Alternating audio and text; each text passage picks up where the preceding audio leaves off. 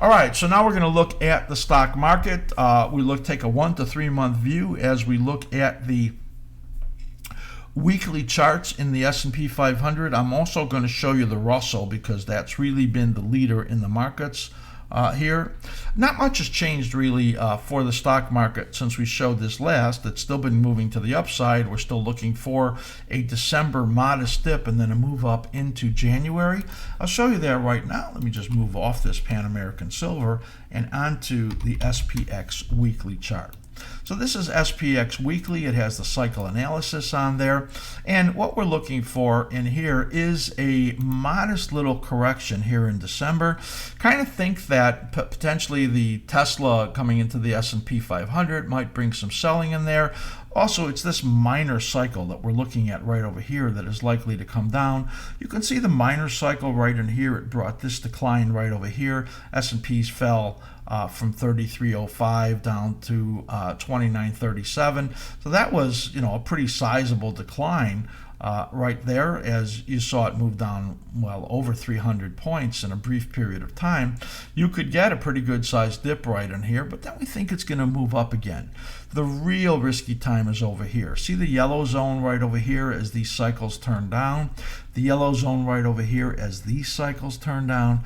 Well, that's over here. This is late January through early March when the biggest risk comes in. So we think that there's going to be a decline right over here that doesn't amount to a whole lot, and it comes right back up and moves to a new high into this mid-late January period before the risks really do pick up. We do expect that. The pattern suggests the stock market holds up into that mid-January period, but big risks through early March, and that could be a very sizable decline to the downside. We think it's a potential of 10 to 20% or more in that period between late January and early March, as that could be a fairly risky time.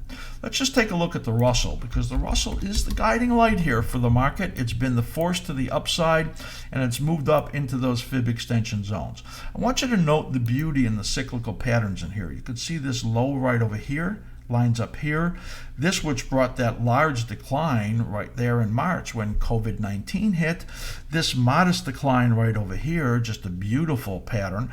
We continually upgraded as this was a very bullish configuration, we call it, as it translated to the right side. For those of you that want to learn cycle analysis, go to askSlim.com and click on the cycle analysis workshop and you will learn more. So right over here, this modest decline didn't bring anything, only comes down to the 23%, as you can see right there. And what that does is bring this next big decline up into those fib extension zones.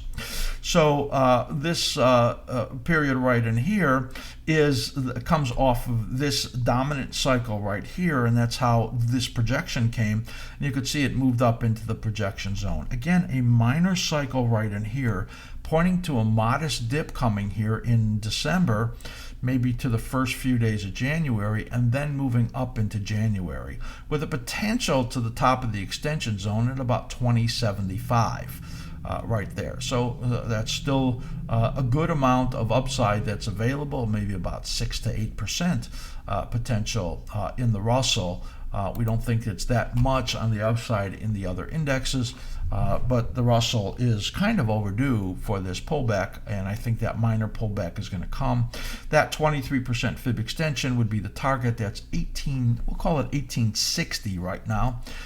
And that would be about 130 point pullback sometime here in December, and then again moving up. And then you can see here from this period late January into March right over here is that period of the biggest risk, and it could come all the way down here to that 38% into the 1500s. So that is a good look at the Russell in what has been leading the market up very significantly. Remember, the fourth quarter, which began right over here through these gains, is more than a 30% gain. This is just absolutely huge. And momentum, as you can see right over here by this, our momentum indicator, the Hull Moving Average, clearly screaming on the upside still. I'm going to go back to that S&P 500 chart really quickly so that you could see the momentum in there and how that turned up right here and clearly gave you this really good sign. Had this fake out right there that I admit faked me out also, thinking that double top was valid, but now momentum's still very strong. So overall, the momentum in this market is very strong.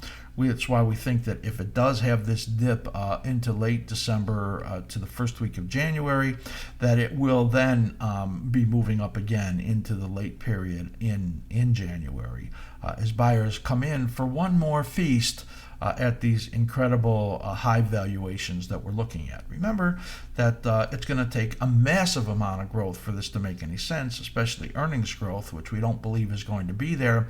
And right now, stock market valuations at incredible levels. The Russell, just want to make this point when we looked at that, the PE, most firms are showing around 30, 31, except they don't count the losing stocks in there, the stocks that lose money, the zombie stocks that are in there.